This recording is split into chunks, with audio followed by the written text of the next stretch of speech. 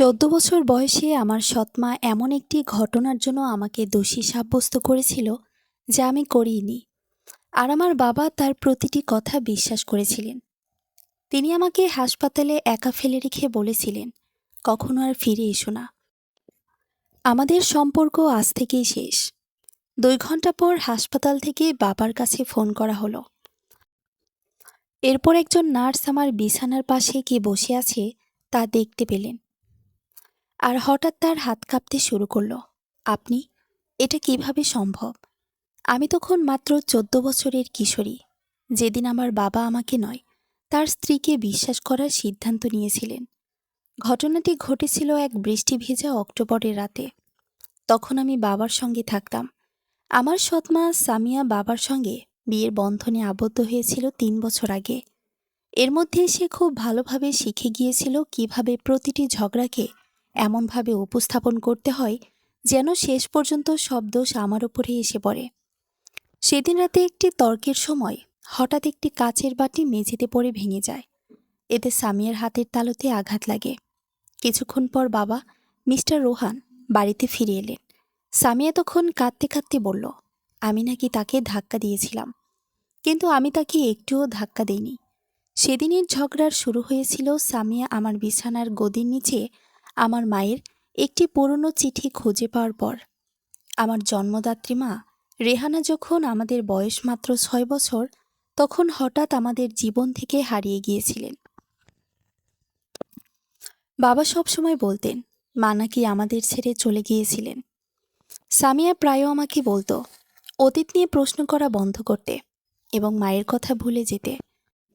কিন্তু সেই চিঠিটি এমন একটি সত্যের ইঙ্গিত দিচ্ছিল যা বাবার বলা গল্পের সঙ্গে একেবারেই মিল ছিল না। চিঠি থেকে বোঝা যাচ্ছিল মা আসলে আমাকে ছেড়ে যেতে চাননি। তিনি বারবার আমার সঙ্গে যোগাযোগ করার চেষ্টা করেছিলেন। আমি যখন সামিয়ার কাছে চিঠির বিষয়ে জানতে চাইলাম, তখন আমাদের কথাবার্তা ধীরে ধীরে তীব্র ঝগড়ায় পরিণত হলো। এক পর্যায়ে সামিয়ার রাগের মাথায় আমার দিকে এগিয়ে এলো। আমি পিছিয়ে যেতে গিয়ে হোঁচট খেয়ে রান্নাঘরের কাউন্টারে ধাক্কা খেলাম। এরপর একটি ক্যাবিনেটের হাতলের সঙ্গে আমার ভ্রুতে জোরে আঘাত লাগে। আমি মেঝেতে পড়ে গিয়ে কিছুক্ষণ মাথা ঘুরতে থাকা অবস্থায় বসেছিলাম। ঠিক তখনই বাবা বাড়িতে ফিরলেন।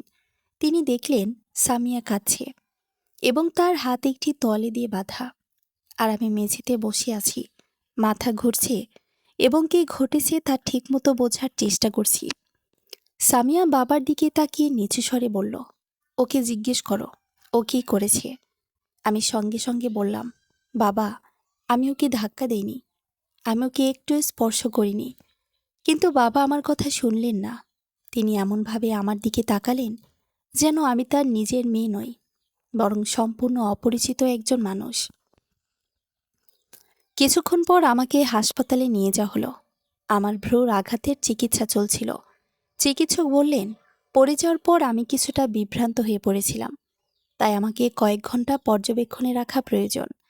সামিয়া তখনও বাবার পাশে বসেছিল। তার ব্যান্ডেজ করা হাতটি বাবার বুকের কাছে রাখা ছিল।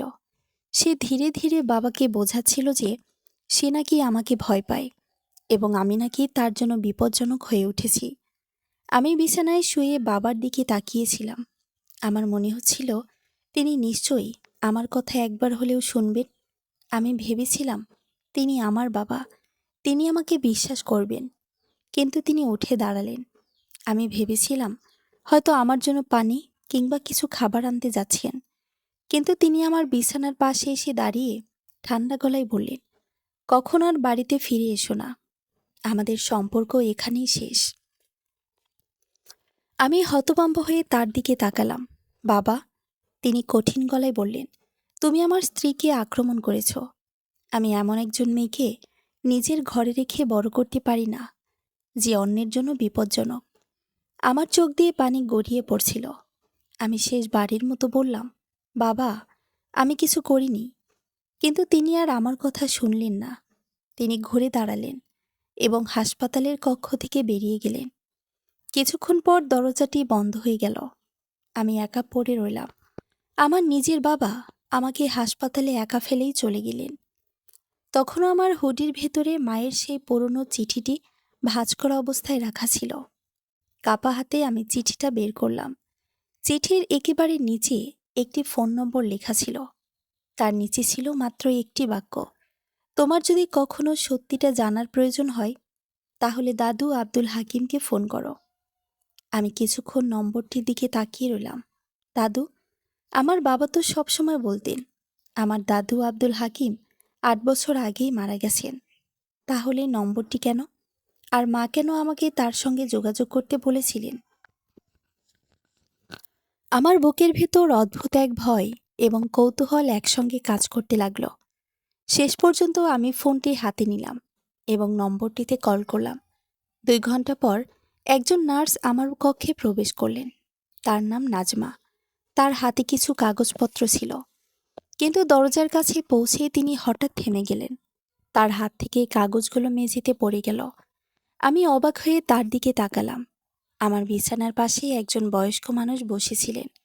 তার পরনে ছিল গাঢ় রঙের একটি পরিপাটি স্যুট। বয়স ৬০-এর শেষের দিকে।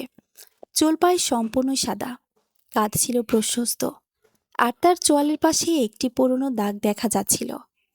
তিনি প্রায় ২০ মিনিট আগে হাসপাতালে এসেছিলেন। এসেই তিনি আমার মায়ের নাম জিজ্ঞেস করেছিলেন। তারপর আমাকে ৩টি প্রশ্ন করেছিলেন। এরপর আর কোনো কথা না বলে তিনি আমার পাশে বসে আমার হাত ধরেছিলেন।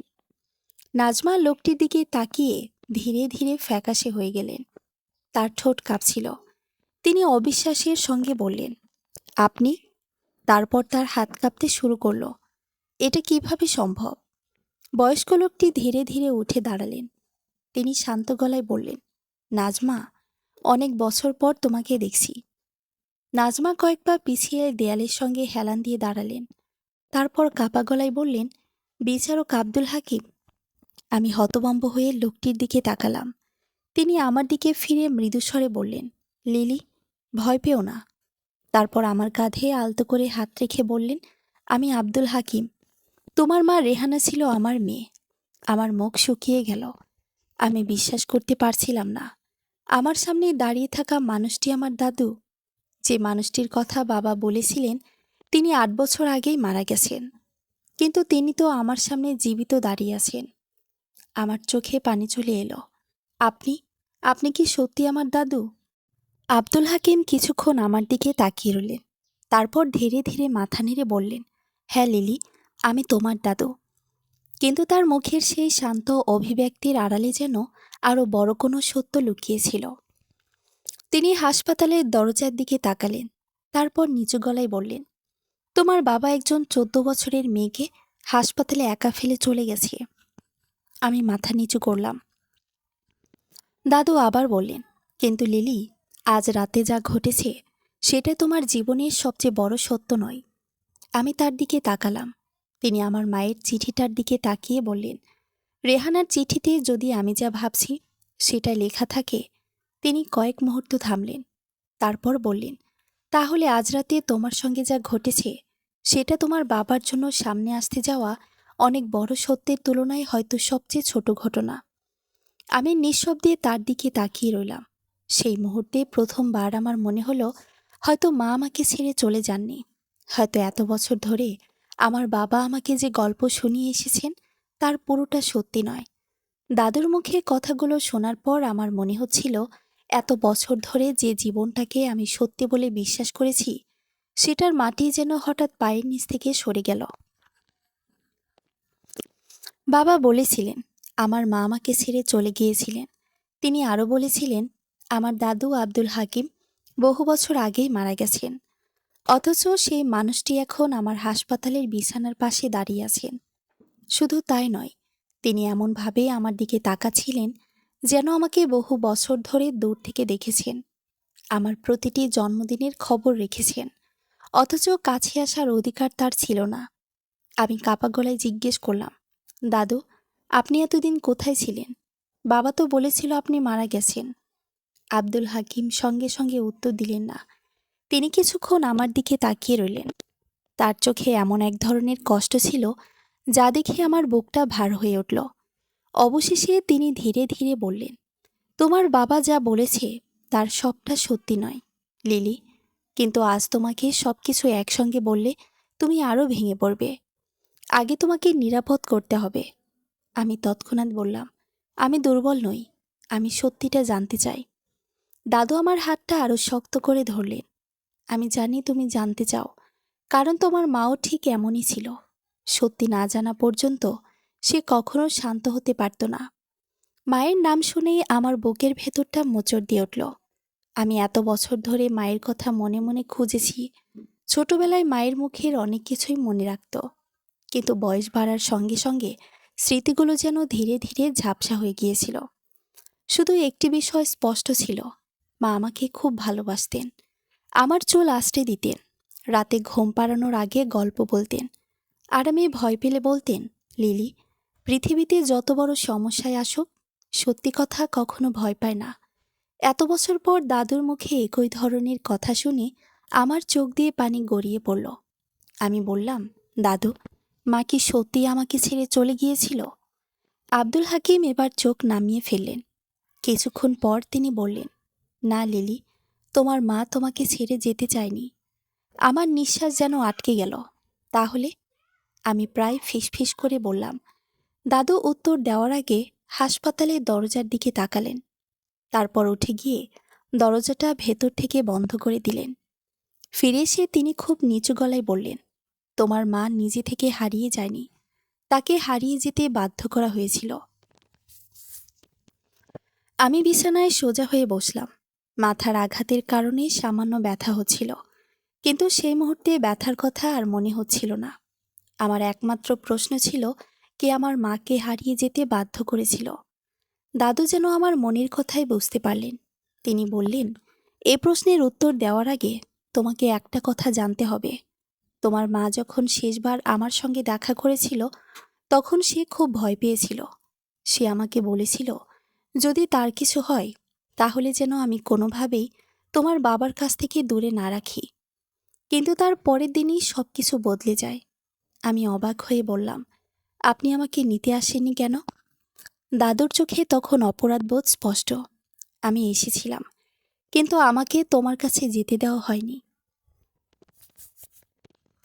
আমার বুকের ভেতর কেমন একটা ধাক্কা লাগলো। কে যেতে দেয়নি? দাদু উত্তর দিলেন না। তিনি শুধু আমার মায়ের চিঠিটা হাতে তুলে নিলেন। চিঠিটা অনেকবার ভাঁজ করার কারণে পুরনো হয়ে গিয়েছিল। তিনি কাগজের প্রান্তটা দেখিয়ে বললেন, এটা রেহানার হাতের লেখা। কিন্তু এই চিঠি তোমার কাছে কিভাবে এলো? আমি বললাম, আজ সন্ধ্যায় সামিয়া আমার বিছানার নিচে এটা খুঁজে পেয়েছিল। এরপরও আমার সঙ্গে ঝগড়া শুরু করে। ও বলছিল, আমি নাকি এসব পুরনো জিনিস ঘাটাঘাটি করে পরিবারের সমস্যা তৈরি করছি। দাদু কিছুক্ষণ চুপ করে থাকলেন। তারপর তার মুখের অভিব্যক্তি বদলে গেল। সামিয়া এই চিঠির কথা জানতো? আমি মাথা নেড়ে বললাম, হ্যাঁ। তিনি আবার জিজ্ঞেস করলেন, সে কি চিঠিটা তোমার কাছ থেকে নিতে চেয়েছিল? আমি একটু ভেবে বললাম, হ্যাঁ। ও বারবার বলছিল চিঠিটা ওকে দিতে। আমি দেইনি। দাদু এবার গভীরভাবে আমার দিকে তাকালেন। তারপর কি হয়েছিল? আমি ধীরে ধীরে সব বললাম। কিভাবে সামিয়া রেগে আমার দিকে এগিয়ে এসেছিল, কিভাবে আমি পিছিয়ে পড়ে গিয়েছিলাম, আর কিভাবে কাচের বাটিটা ভেঙে তার হাতে কেটে গিয়েছিল। দাদু মন দিয়ে সব শুনলেন। আমি শেষ করার পর তিনি বললেন, তুমি নিশ্চিত তুমি তাকে ধাক্কা দাওনি? আমি সঙ্গে সঙ্গে বললাম, না দাদু, আমি শপথ করে বলছি, আমি তাকে স্পর্শও করিনি। দাদু আমার মাথায় হাত রেখে বললেন, আমি তোমাকে বিশ্বাস করছি। এই তিনটি শব্দ শুনে আমার চোখ আবার ভিজে উঠল। আমি তোমাকে বিশ্বাস করছি। মাত্র কয়েক ঘন্টা আগে যে কথাটা আমি আমার বাবার মুখ থেকে শুনতে চেয়েছিলাম, সেটাই একজন অপরিচিত মানুষের কাছ থেকে শুনে আমার বুকটা কেঁপে উঠল। যদিও তিনি আমার দাদু, কিন্তু আমার জীবনের এতগুলো বছর তাকে না চিনেই কেটে গেছে। আমি কাঁদতে কাঁদতে বললাম, বাবা আমাকে বিশ্বাস করল না। দাদু কিছুক্ষণ চুপ করে থেকে বললেন, আমি জানি। আমি অবাক হয়ে তাকালাম। আপনি জানতেন? তিনি ধীরে ধীরে মাথা নেড়ে বললেন, তোমার বাবা তোমাকে হাসপাতালে রেখে যাওয়ার খবর আমি পেয়েছি। আমি জিজ্ঞেস করলাম, কিভাবে? তিনি বললেন, তুমি ফোন করার পর। তখন আমার মনে পড়ল, চিঠির নিচে থাকা নম্বরটিতে ফোন করার সময় আমি কাঁদতে কাঁদতে শুধু বলেছিলাম, আমি লিলি। অপর প্রান্তের মানুষটি আমার নাম শুনেই কিছুক্ষণ চুপ করেছিল। এরপর শুধু জিজ্ঞেস করেছিল, তুমি কোথায়? আমি হাসপাতালের নাম বলেছিলাম। তারপর সে বলেছিল, ভয় পেও না, আমি আসছি। আমি দাদুর দিকে তাকিয়ে বললাম, তাহলে ফোনে আপনি আমাকে চিনেছিলেন? তিনি মৃদু হাসলেন। তোমার কণ্ঠে তোমার মায়ের ছায়া আছে। কথাটা শুনে আমার বুকের ভেতরটা মোচড় দিয়ে উঠল। আমি আবার জিজ্ঞেস করলাম, দাদু, আপনি এতদিন আমার সঙ্গে যোগাযোগ করেননি কেন? এবার তিনি গভীর নিঃশ্বাস ফেললেন। কারণ আমি চেষ্টা করেছিলাম, অনেকবার, কিন্তু প্রতিবারই আমাকে বলা হয়েছিল, তুমি তোমার বাবার সঙ্গে ভালো আছো এবং তোমার জীবনে আমাকে প্রয়োজন নেই। আমি বিস্মিত হয়ে বললাম, কে বলেছিল? দাদু এবার সরাসরি আমার চোখের দিকে তাকালেন। তোমার বাবা। আমার শরীর ঠান্ডা হয়ে গেল। এতদিন আমি ভেবেছিলাম বাবা হয়তো আমাকে দাদুর কাছ থেকে দূরে রেখেছেন, কারণ দাদু মারা গেছেন। কিন্তু সত্যিটা যদি অন্য কিছু হয়, তাহলে এত বছর ধরে আমার কাছে কি লুকানো হয়েছে? ঠিক তখনই হাসপাতালের দরজায় হালকা শব্দ হলো। নার্স নাজমা বাইরে দাঁড়িয়েছিলেন। তিনি ভেতরে এসে বললেন, মাফ করবেন, আপনাদের সঙ্গে একটা কথা আছে। দাদু তার দিকে তাকালেন। নাজমা একটু ইতস্তত করে বললেন, আমি আপনাকে আগে থেকেই চিনতাম। বহু বছর আগে আপনার আদালতে আমি কাজ করতাম। দাদু মাথা নেড়ে বললেন, আমি জানি। নাজমা এবার আমার দিকে তাকিয়ে বললেন, আপনার নাতনিকে আমি আজ প্রথম দেখলাম, কিন্তু তার মুখের কিছু বৈশিষ্ট্য দেখে আমার অনেক পুরনো একটা ঘটনা মনে পড়ে গেল। আমি আগ্রহ নিয়ে জিজ্ঞেস করলাম, কি ঘটনা? নাজমা সরাসরি উত্তর দিলেন না। তিনি দাদুর দিকে তাকিয়ে বললেন, আপনি কি ওদের সবটা বলবেন? দাদু বললেন, সময় হলে বলবো। নাজমা মাথা নেড়ে বললেন, সময় হয়তো এবার এসে গেছে। নাজমা তার হাতে থাকা একটি পুরনো ফাইল আমার সামনে রাখলেন। ফাইলটির ওপর হাসপাতালের পুরনো একটি তারিখ লেখা ছিল। আমি তারিখটা দেখে থমকে গেলাম। সেটি ছিল 14 বছর আগের, আমার জন্মের সময়ের কাছাকাছি। আমি অবাক হয়ে বললাম, এটা কি? নাজমা বললেন, এই ফাইলটা বহু বছর ধরে হাসপাতালের পুরনো নথিতে ছিল। আজ আপনার নাম দেখে আমার মনে হলো হয়তো এই ফাইলটাই আপনার অনেক প্রশ্নের উত্তর দিতে পারে। দাদুর সঙ্গে সঙ্গে ফাইলটি হাতে নিলেন। কয়েক পৃষ্ঠা উল্টানোর পর তার মুখের রং বদলে গেল। তিনি একটি পাতায় আঙুল রেখে স্থির হয়ে গেলেন। আমি তার মুখের দিকে তাকিয়ে বললাম, দাদু, কি আছে সেখানে? তিনি উত্তর দিলেন না। আমি আবার বললাম, আমার জন্মের সঙ্গে এর সম্পর্ক আছে। এবার তিনি ধীরে ধীরে ফাইলটি বন্ধ করলেন।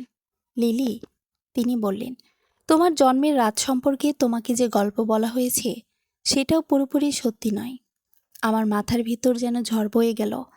একটার পর একটা মিথ্যা। মা আমাকে ছেড়ে চলে যায়নি, দাদু মারা যাননি, আর এখন আমার জন্মের গল্প নাকি মিথ্যা।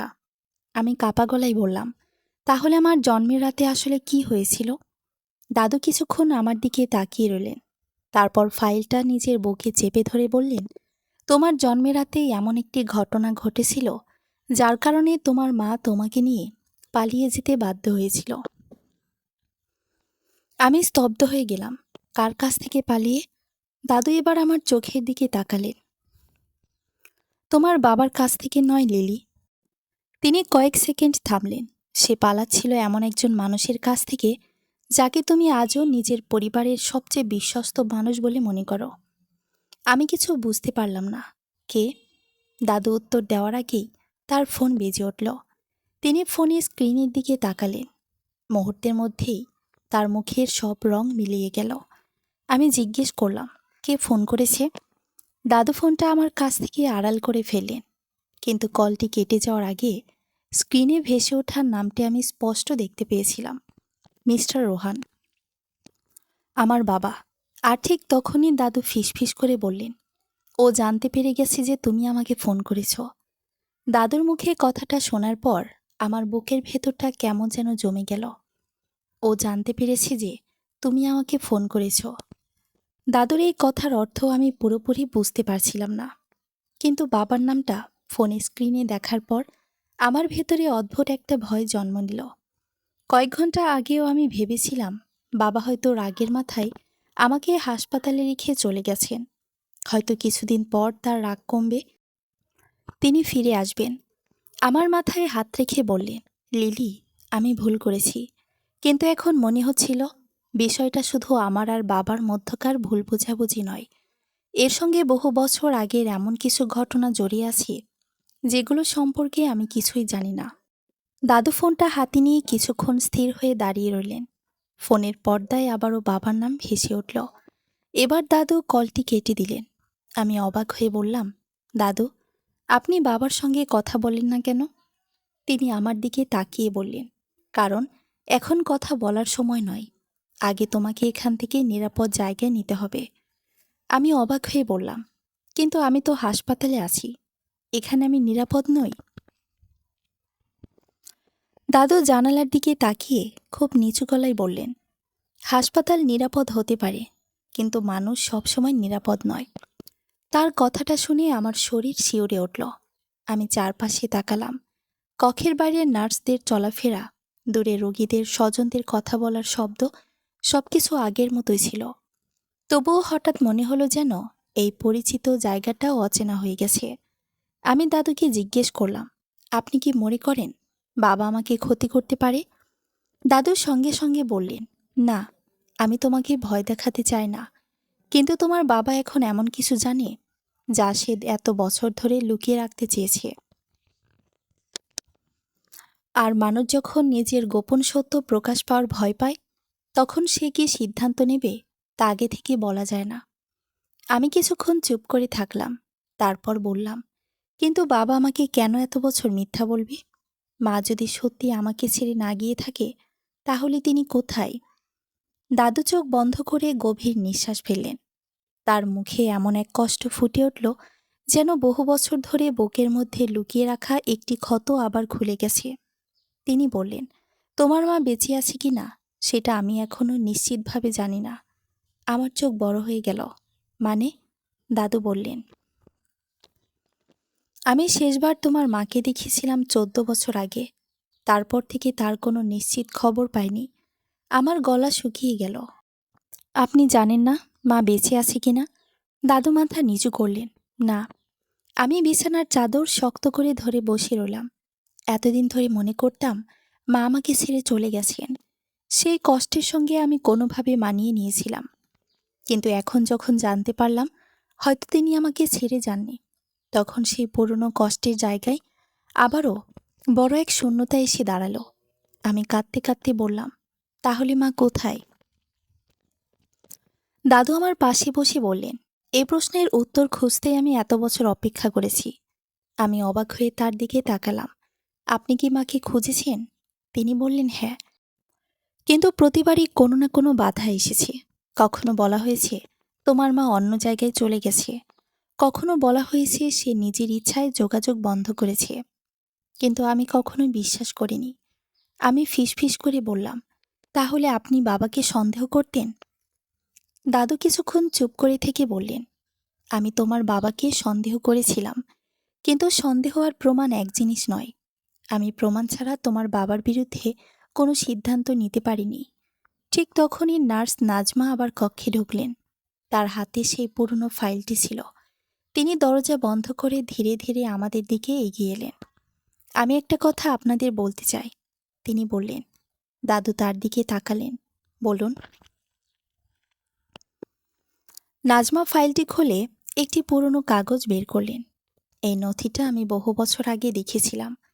তখন আমি এখানে নতুন চাকরি করতাম। 14 বছর আগে এক রাতে একজন নারীকে এই হাসপাতালে আনা হয়েছিল। তার সঙ্গে একজন পুরুষও ছিলেন। আমার বুক ধক করে উঠল। ওই নারী কি আমার মা? নাজমা আমার দিকে তাকালেন। নামটা ছিল রেহানা। আমি আর কোনো কথা বলতে পারলাম না। আমার চোখে পানি চলে এলো। নাজমা বললেন, তিনি তখন খুব আতঙ্কিত ছিলেন। বারবার বলেছিলেন তার মেয়েকে যেন কেউ তার কাছ থেকে আলাদা না করে। দাদু হঠাৎ উঠে দাঁড়ালেন। আপনি এতদিন এই কথা বলেননি কেন? নাজমা মাথা নিচু করে বললেন, কারণ তখন আমি সত্যিটা বুঝতে পারিনি। তারপরে যখন বুঝলাম তখন অনেক দেরি হয়ে গেছে। আমি কাপা গলায় বললাম, মা এখানে এসেছিলেন, কেন? নাজমা বললেন, তিনি অসুস্থ ছিলেন না, অন্তত সেই অর্থে নয়। তিনি খুব ভয় পেয়েছিলেন। তার সঙ্গে থাকা পুরুষটি হাসপাতালের কাগজপত্র সামলাছিল। তিনি নিজেকে আপনার বাবার পরিচিত একজন আত্মীয় বলে পরিচয় দিয়েছিলেন। দাদু তৎক্ষণাৎ জিজ্ঞেস করলেন, সে কি রোহান ছিল? নাজমা মাথা নেড়ে বললেন, না, সেদিন আমি তাকে আগে কখনো দেখিনি। তবে একটা বিষয় মনে আছে। রেহানা বারবার বলছিলেন, ওকে বিশ্বাস করবেন না। আমার বুকের ভেতরটা কেঁপে উঠল। কাকে? নাজমা বললেন, তিনি কারো নাম বলেননি, কিন্তু হাসপাতালের একটি নথিতে একজনের স্বাক্ষর ছিল। দাদু কাগজটা নিয়ে খুব মনোযোগ দিয়ে স্বাক্ষরটির দিকে তাকালেন। তার চোখের দৃষ্টি মুহূর্তেই বদলে গেল। তিনি ফিসফিস করে বললেন, অসম্ভব। আমি তার হাতের দিকে তাকিয়ে বললাম, কি হয়েছে? তিনি কাগজটা আমার সামনে ধরলেন। সেখানে একটি নাম লেখা ছিল। আমি নামটা পড়তে পারছিলাম, কিন্তু নামটির সঙ্গে আমার কোনো পরিচয় ছিল না। দাদু ধীরে ধীরে বললেন, এই মানুষটি তোমার মাকে শেষবার হাসপাতালে নিয়ে এসেছিল। আমি বললাম, আপনি তাকে চেনেন? দাদু উত্তর দিলেন, চিনি। আর এটাই সবচেয়ে ভয়ঙ্কর ব্যাপার। আমি অবাক হয়ে জিজ্ঞেস করলাম, কে সে? দাদু আমার দিকে তাকিয়ে বললেন, সে আমাদের পরিবারের বাইরের কেউ নয়। আমার বুক ধড়ফড় করতে লাগলো। কে? আমি আবার জিজ্ঞেস করলাম। দাদু উত্তর দেওয়ার আগেই হাসপাতালের করিডোরে কারো দ্রুত পায়ের শব্দ শোনা গেল। নাজমা দরজার দিকে তাকালেন। দাদু ইশারা করে আমাকে চুপ থাকতে বললেন। কয়েক সেকেন্ড পর দরজার বাইরে একজন পুরুষের কণ্ঠ শোনা গেল, রুম নম্বর 307 কোথায়? আমার বুকের ভেতরটা হঠাৎ কেঁপে উঠল। দাদু খুব দ্রুত ফাইলটি বন্ধ করে ফেললেন। নাজমা ফাইলটা তার ব্যাগের মধ্যে ঢুকিয়ে দিলেন। তারপর দাদু আমার দিকে তাকিয়ে ফিসফিস করে বললেন, কোনো কথা বলবে না। দরজায় হালকা টোকা পড়ল, একবার, দুবার। তারপর দরজার হাতল ধীরে ধীরে নড়ল। আমি ভয়ে দাদুর হাত চেপে ধরলাম। কয়েক সেকেন্ড পর দরজাটি খুলে গেল। সামনে দাঁড়িয়ে থাকা মানুষটিকে দেখে আমার নিঃশ্বাস বন্ধ হয়ে গেল। সে আমার বাবা নয়, কিন্তু লোকটিকে আমি চিনতাম। আমাদের বাড়িতে সে বহুবার এসেছে। বাবা তাকে সবসময় নিজের সবচেয়ে বিশ্বস্ত বন্ধু বলে পরিচয় করিয়ে দিতেন। আমি অবিশ্বাসের সঙ্গে ফিসফিস করে বললাম, চাচা, আপনি এখানে? লোকটি আমাকে দেখে এক মুহূর্তে থমকে গেল। তারপর খুব স্বাভাবিকভাবে হাসার চেষ্টা করে বলল, লিলি, তোমাকে দেখতে এসেছি। দাদু সঙ্গে সঙ্গে তার সামনে গিয়ে দাঁড়ালেন। আপনি এখানে কেন? লোকটির মুখের হাসি মিলিয়ে গেল। সে কিছুক্ষণ দাদুর দিকে তাকিয়ে রইল। তারপর বলল, আপনাকে তো মৃত বলা হয়েছিল।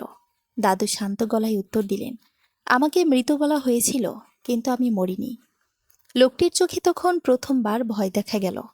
আর আমি বুঝতে পারলাম, 14 বছর আগে আমার মায়ের নিখোঁজ হওয়ার ঘটনায় এই মানুষটিরও কোনো না কোনো ভূমিকা রয়েছে। কিন্তু তার আগে লোকটি আমার দিকে তাকিয়ে এমন একটি কথা বলল, যা শুনে আমার শরীর ঠান্ডা হয়ে গেল। তোমার মা তোমাকে ছেড়ে যায়নি লিলি। আমি নিঃশ্বাস বন্ধ করে তার দিকে তাকিয়ে রইলাম। সে ধীরে ধীরে বলল, তোমার মা তোমাকে বাঁচানোর জন্যই তোমার কাছ থেকে দূরে গিয়েছিল। দাদু চিৎকার করে উঠল, চুপ করুন। কিন্তু তখন অনেক দেরি হয়ে গেছে। আমার মাথার ভেতর শুধু একটা কথাই ঘুরছিল, মা আমাকে ছেড়ে যাননি, তাহলে তিনি কোথায়? আর আমাকে বাঁচানোর জন্য তিনি কার কাছ থেকে পালিয়েছিলেন? লোকটি দরজার দিকে তাকিয়ে নিচু গলায় বলল, সময় খুব কম। রোহান যদি এখানে পৌঁছে যায়, তাহলে সবকিছু শেষ হয়ে যাবে। আমি কাঁপা গলায় জিজ্ঞেস করলাম, আমার বাবা কি করেছে? লোকটি আমার চোখের দিকে তাকালো, কিন্তু উত্তর দেওয়ার আগেই হাসপাতালের করিডোর থেকে বাবার কণ্ঠ ভেসে এলো, লিলি। হাসপাতালের করিডোর থেকে বাবার কণ্ঠ ভেসে আসতেই আমার বুকের ভেতরটা কেঁপে উঠল।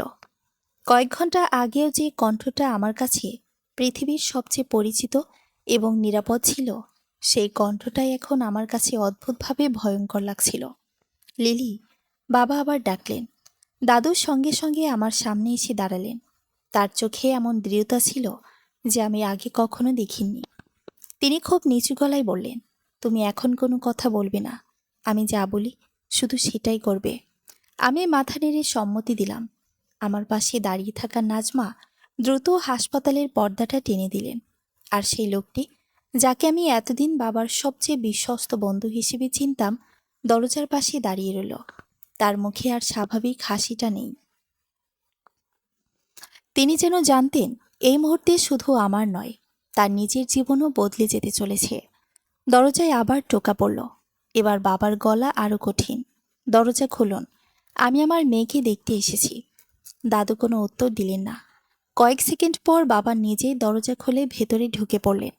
আমাকে দেখেই তার চোখে এক মুহূর্তের জন্য বিস্ময় ফুটে উঠল। তারপর তার দৃষ্টি গিয়ে থামল দাদুর উপর। তিনি যেন ভূত দেখেছেন। মুখের রং ফ্যাকাশে হয়ে গেল, ঠোঁট কাঁপতে লাগলো। আপনি? তিনি বাক্য শেষ করতে পারলেন না। দাদু শান্তভাবে বললেন, হ্যাঁ রোহান, আমি। বাবা কয়েক সেকেন্ড স্থির হয়ে দাঁড়িয়ে রইলেন। তারপর বললেন, আপনি এখানে কি করছেন? দাদু ঠান্ডা গলায় উত্তর দিলেন, আমার নাতনির কাছে এসেছি। বাবার চোখ আমার দিকে গেল। লিলি, তুমি ওনাকে ফোন করেছো? আমি কিছু বললাম না।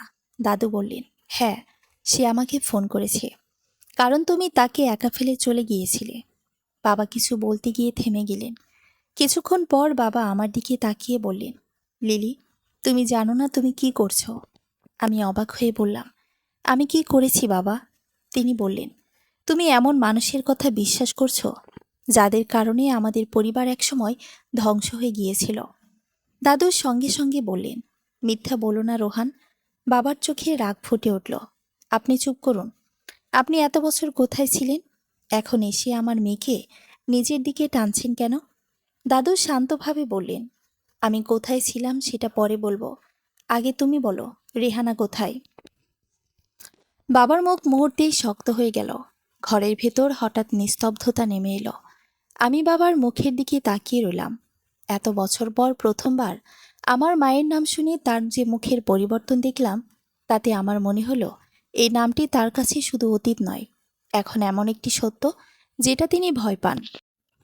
বাবা ধীরে ধীরে বললেন, রেহানার কথা এখন কেন উঠছে? দাদু বললেন, কারণ তোমার মেয়ের হাতে এমন একটি চিঠি এসেছে যা প্রমাণ করে রেহানা কখনো তাকে ছেড়ে যেতে চায়নি। বাবা আমার দিকে তাকালেন। চিঠিটা তোমার কাছে আছে? আমি চুপ করে রইলাম। দাদু আমার হয়ে বললেন, চিঠি এখন নিরাপদ জায়গায় আছে। বাবা হঠাৎ এক পা এগিয়ে এলেন। লিলি, আমাকে চিঠিটা দাও। আমি প্রথমবার বাবার চোখের দিকে তাকিয়ে দৃঢ় গলায় বললাম, না। আমার নিজের কণ্ঠ শুনেই আমি অবাক হয়ে গেলাম। বাবা যেন এমন উত্তর আশা করেনি। তিনি বললেন, তুমি আমার মেয়ে, আমার কাছ থেকে কিছু লুকাবে? আমি বললাম, আপনি তো এত বছর আমার কাছ থেকে অনেক কিছু লুকিয়েছেন। বাবার মুখ শক্ত হয়ে গেল। কে এসব কথা তোমাকে বলেছে? আমি বললাম, কেউ না, আমি নিজেই বুঝতে শুরু করেছি। দাদু আমার পাশে দাঁড়িয়েছিলেন। বাবা তার দিকে তাকিয়ে বললেন, আপনি কি ওকে আমার বিরুদ্ধে দাঁড় করালেন? দাদু বললেন, তোমার বিরুদ্ধে দাঁড় করানোর প্রয়োজন নেই। তুমি নিজেই তোমার মেয়ের বিশ্বাস ভেঙে দিয়েছ। বাবা কিছুক্ষণ চুপ করে থাকলেন। তারপর হঠাৎ তার চোখ নাজমার হাতে থাকা ফাইলের দিকে গেল। তিনি দ্রুত বললেন, ওই ফাইলটা এখানে কেন? নাজমা ভয়ে কিছুটা পিছিয়ে গেলেন। দাদু বুঝতে পারলেন বাবার দৃষ্টি কোথায়। তিনি বললেন, তুমি এই ফাইলটা চেনো? বাবা উত্তর দিলেন না। তার নীরবতায় যেন অনেক কিছু বলে দিল। আমি এবার নাজমার দিকে তাকালাম। নাজমা ধীরে ধীরে ফাইলটি আমার দিকে বাড়িয়ে দিলেন। এখানে 14 বছর আগের কিছু হাসপাতালের নথি আছে। বাবার সঙ্গে সঙ্গে বললেন, ওগুলো পুরনো হাসপাতালের কাগজ। এগুলোর কোনো মূল্য নেই। আমি বললাম, তাহলে আপনি ভয় পাচ্ছেন কেন? বাবা আমার দিকে তাকিয়ে থমকে গেলেন। আমি জীবনে প্রথমবার তাকে এমন অবস্থায় দেখলাম, যেখানে তিনি কোনো উত্তর খুঁজে পাচ্ছেন না। দাদু ফাইলটি খুলে সেই পুরনো স্বাক্ষর করা পাতাটি বের করলেন। তিনি সেটি বাবার সামনে ধরলেন। এই স্বাক্ষরটা চিনতে পারছো? বাবা কাগজটির দিকে তাকিয়ে রইলেন। কয়েক সেকেন্ড পর তার মুখের রং বদলে গেল। তিনি বললেন, এটা? দাদু বললেন, হ্যাঁ, এই স্বাক্ষর তোমার খুব পরিচিত হওয়া উচিত। আমি কাগজটার দিকে তাকালাম। সেখানে যে নামটি লেখা ছিল সেটি আমার পরিচিত। আমি বাবার সেই বন্ধুকে দেখলাম, যিনি এতক্ষণ দরজার পাশে দাঁড়িয়েছিলেন। তার মুখের সমস্ত স্বাভাবিকতা তখন উধাও। আমি কাপা গলায় বললাম, চাচা, এই স্বাক্ষরটা কি আপনার? লোকটি কোনো উত্তর দিলেন না। বাবা তার দিকে তাকালেন। সে দৃষ্টিতে ভয়, রাগ এবং সতর্কতার সবকিছু একসঙ্গে ছিল। দাদু বললেন, এবার বলুন, 14 বছর আগে রেহানাকে হাসপাতালে কে নিয়ে এসেছিল? লোকটি দীর্ঘশ্বাস ফেললেন। তারপর ধীরে ধীরে বললেন, আমি। আমার মনে হলো পৃথিবীটা যেন কয়েক সেকেন্ডের জন্য থেমে গেছে। আমি ফিসফিস করে বললাম, আপনি? তিনি মাথা নিচু করলেন। হ্যাঁ লিলি। আমি বললাম, তাহলে মা কোথায়? লোকটি আমার দিকে তাকাতে পারলেন না। বাবার সঙ্গে সঙ্গে বললেন, এখানে কোনো কথা হবে না। দাদু চিৎকার করে বললেন, আজ কথা হবেই। বাবা দাদুর দিকে এগিয়ে গেলেন। আপনি জানেন না কি ঘটেছিল? দাদু বললেন, তাহলে বলো।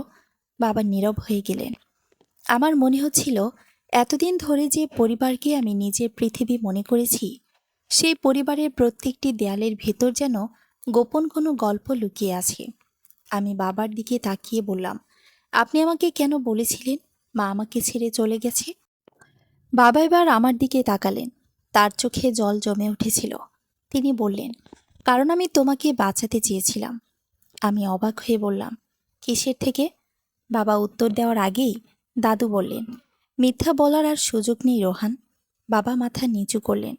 অনেকক্ষণ পর তিনি ধীরে ধীরে বললেন, রেহানা জানতে পেরেছিল এমন একটা বিষয় যা তার জানা উচিত ছিল না। আমি জিজ্ঞেস করলাম, কী বিষয়? বাবা চুপ করে থাকলেন। দাদু বললেন, বলো। বাবা চোখ বন্ধ করে বললেন, রেহানা জানতে পেরেছিল তোমার জন্মের কাগজপত্রে কিছু পরিবর্তন করা হয়েছিল। আমার বুক ধক করে উঠল। আমার জন্মের কাগজপত্র? বাবা মাথা নেড়ে বললেন, হ্যাঁ। আমি কিছু বুঝতে পারছিলাম না। কেন? তিনি বললেন, কারণ তোমাকে নিয়ে একটি সত্য গোপন করা হয়েছিল। আমি বাবার দিকে তাকিয়ে বললাম, কি সত্য? বাবা কোনো উত্তর দিলেন না। তখন দাদু ফাইলের ভেতর থেকে আরেকটি কাগজ বের করলেন। কাগজটি এত পুরনো ছিল যে প্রান্তগুলো হলদেটে হয়ে গিয়েছিল। তিনি সেটি আমার হাতে দিয়ে বললেন, এটা তোমার জন্মের হাসপাতাল রেকর্ডের একটি অনুলিপি। আমি কাগজটির দিকে তাকালাম। আমার নামের জায়গায় অন্য একটি নাম লেখা, শিশু, কন্যা, মায়ের নাম রেহানা, কিন্তু বাবার নামের জায়গাটি খালি। আমি অবাক হয়ে বললাম, এখানে বাবার নাম নেই কেন? ঘরের সবাই নীরব। আমি আবার বাবার দিকে তাকালাম। বাবা, আমার জন্মের রেকর্ডে আপনার নাম নেই কেন? বাবার চোখ নামিয়ে ফেললেন। আর তখনই সেই মানুষটি, বাবার সবচেয়ে বিশ্বস্ত বন্ধু, ধীরে ধীরে বললেন, কারণ সেই সময় তোমার বাবা নিজেই জানতেন না তুমি তার মেয়ে কিনা। আমার শরীর যেন অবশ হয়ে গেল। আমি বাবার দিকে তাকিয়ে রইলাম। এটা কি সত্যি? বাবা কোনো উত্তর দিলেন না। দাদু চোখ বন্ধ করে দাঁড়িয়ে রইলেন। আর আমার মাথার ভেতর শুধু একটি প্রশ্ন ঘুরতে লাগলো, তাহলে আমি আসলে কে? ঠিক তখনই নাজমা হঠাৎ ফাইলের শেষ পৃষ্ঠাটি খুলে চমকে উঠলেন। 1 মিনিট, এখানে আরও একটা নোট আছে। তিনি কাগজটি পড়ে থমকে গেলেন। তারপর আমার দিকে তাকিয়ে বললেন, লিলি, তোমার জন্মের দিন হাসপাতাল থেকে আরেকটি শিশুকেও একই রাতে অন্য একটি পরিবারের কাছে দেওয়া হয়েছিল। আমার বুক কেঁপে উঠল। দাদু দ্রুত কাগজটি তার হাত থেকে নিয়ে পড়লেন। কয়েক মুহূর্ত পর তিনি আমার দিকে তাকালেন। তার চোখে আতঙ্ক। তিনি শুধু বললেন, লিলি, আমাদের এতদিনের ধারণা হয়তো ভুল। আমি কাপা গলায় জিজ্ঞেস করলাম, কি ভুল? দাদু উত্তর দিলেন, তোমার মায়ের নিখোঁজ হওয়ার রহস্যের সঙ্গে তোমার জন্মের রহস্য জড়িয়ে আছে। হাসপাতালের কক্ষের বাতাস যেন ভারী হয়ে উঠল। আর বাইরে তখনও বৃষ্টি পড়ছিল। দাদুর শেষ কথাটা শুনে আমি যেন কয়েক মুহূর্তের জন্য নিজের অস্তিত্বটাই ভুলে গেলাম। তোমার মায়ের নিখোঁজ হওয়ার রহস্যের সঙ্গে তোমার জন্মের রহস্যও জড়িয়ে আছে। কথাটা আমার মাথার ভেতর বারবার ঘুরছিল। আমি বাবার দিকে তাকালাম। এত বছর ধরে যাকে নিজের বাবা বলে জেনে এসেছি, সেই মানুষটি তখন মাথা নিচু করে দাঁড়িয়েছিলেন। তার মুখে এমন এক অপরাধবোধ ফুটে উঠেছিল যা আমি আগে কখনো দেখিনি। আমি কাপা গলায় বললাম, বাবা, আপনি এতক্ষণ চুপ করে আছেন কেন? আপনি কি জানেন আমি আসলে কে? বাবা আমার দিকে তাকালেন, কিন্তু তার ঠোঁট থেকে কোনো শব্দ বের হলো না। আমি আবার বললাম, আপনি কি আমার বাবা নন? প্রশ্নটা করার সঙ্গে সঙ্গেই আমার বুকের ভেতরটা কেঁপে উঠল। আমি জানতাম না উত্তরটা কী হতে পারে, কিন্তু সত্যিটা জানার জন্য আমি প্রস্তুত ছিলাম। বাবা ধীরে ধীরে আমার দিকে এগিয়ে এলেন। আমি একটু পিছিয়ে গেলাম। তিনি থেমে গেলেন। তার চোখে পানি জমে উঠেছিল। লিলি, তুমি আমার মেয়ে, তিনি খুব ধীরে বললেন, কিন্তু তোমার জন্মের সময় যে পরিস্থিতি তৈরি হয়েছিল সেটা তুমি এখনো জানো না। দাদু সঙ্গে সঙ্গে বললেন, তাহলে আজ বলো। বাবা কয়েক মুহূর্ত চুপ করে রইলেন। তারপর হাসপাতালের একটি চেয়ারে বসে 2 হাত দিয়ে মুখ ঢেকে ফেললেন। আমি প্রথমবার বুঝতে পারলাম আমার বাবা হয়তো শুধু রাগী বা কঠোর মানুষ নন, তার ভেতরেও এমন একটি অতীত আছে যেটা তিনি এত বছর ধরে লুকিয়ে রেখেছেন। কিন্তু সেই গোপন সত্যের কারণে যে সবচেয়ে বেশি কষ্ট পেয়েছি আমি, সেটাও তখন মনে পড়ল। আমি বললাম, আমি 14 বছর ধরে অপেক্ষা করেছি বাবা। মা আমাকে ছেড়ে গেছে, এই কথাটা বিশ্বাস করে বড় হয়েছি। আপনি বলেছিলেন দাদু মারা গেছেন, আজ জানলাম দুটো কথাই সত্যি নয়। আর এখন বলছেন আমার জন্মের সময় কিছু লুকানো হয়েছিল। তাহলে আমি আর কি বিশ্বাস করব? বাবা মাথা তুলে আমার দিকে তাকালেন। তুমি শুধু একটা কথা বিশ্বাস করো, তোমাকে আমি ভালোবাসি। আমি চোখের পানি মুছে বললাম, ভালোবাসলে আমাকে সত্যিটা বলেন না কেন? বাবা কোনো উত্তর দিতে পারলেন না। দাদু ধীরে ধীরে সেই পুরনো হাসপাতালের কাগজগুলো টেবিলের ওপর সাজাতে লাগলেন। নাজমা তার পাশে দাঁড়িয়ে এক একটি নথি মিলিয়ে দেখছিলেন। বাবার বন্ধু, যাকে আমি এতদিন চাচা বলে ডাকতাম, চুপচাপ দরজার পাশে দাঁড়িয়েছিলেন। অবশেষে দাদু তার দিকে তাকিয়ে বললেন, আপনি সব জানেন, এবার আর চুপ করে থাকবেন না। লোকটি দীর্ঘশ্বাস ফেলে বললেন, আমি যতটুকু জানি সব বলবো। আমি তার দিকে তাকালাম। আপনি আমার মাকে হাসপাতালে নিয়ে এসেছিলেন? তিনি মাথা নেড়ে বললেন, হ্যাঁ। কেন? তিনি বললেন, তোমার মা তখন খুব ভয় পেয়েছিল। সে জানতো তার কাছে থাকা কিছু কাগজ যদি ভুল মানুষের হাতে যায় তাহলে তোমার ভবিষ্যৎ বিপদে পড়তে পারে। আমি জিজ্ঞেস করলাম, কী কাগজ? তিনি কিছুক্ষণ চুপ করে থেকে বললেন, তোমার জন্মের নথি আর কয়েকটি চিঠি। আমার চোখ মায়ের চিঠির কথা মনে করে থেমে গেল। সেই চিঠিগুলো কোথায়? লোকটি বললেন, তোমার মা সেগুলো তোমার দাদুর কাছে পৌঁছে দিতে চেয়েছিল, কিন্তু সে সুযোগ পায়নি। দাদু এবার বললেন, রেহানা আমাকে শেষবার যে কথাটা বলেছিল সেটা ছিল, বাবা, লিলিকে আমার কাছ থেকে দূরে রেখো না। ওকে যদি আমি নিজের হাতে বড় করতে না পারি তাহলে অন্তত সত্যিটা যেন একদিন জানতে পারে। আমি চোখ বন্ধ করলাম। মায়ের কণ্ঠ যেন কল্পনায় শুনতে পেলাম। ছোটবেলায় মায়ের সঙ্গে কাটানো কিছু স্মৃতি হঠাৎ খুব স্পষ্ট হয়ে উঠল।